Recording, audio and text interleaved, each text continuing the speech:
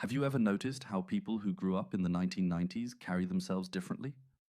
There's something about them that feels both nostalgic and wise, like they lived through the last era where childhood wasn't documented every second. They're the bridge generation, the ones who remember life before smartphones but adapted to the digital world. And their psychology reveals something fascinating about how timing shapes who we become. People from the 90s experienced something rare. They lived through the golden age of independence without technology.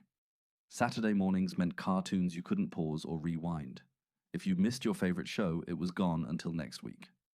This created a psychology of presence. They learned to be fully engaged in moments because those moments couldn't be captured, replayed, or shared instantly. Their childhood was analog, but their teenage years went digital.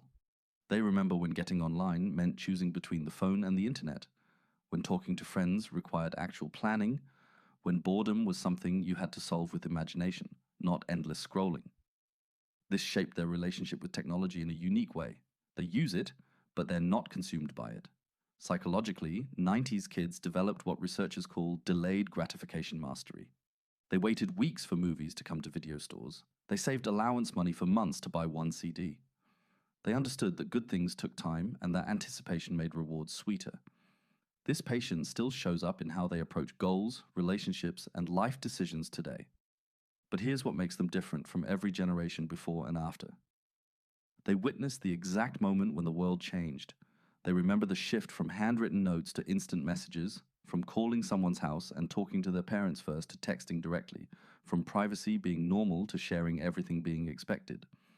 This experience created a psychological duality. They can appreciate both the simplicity of the past and the convenience of the present.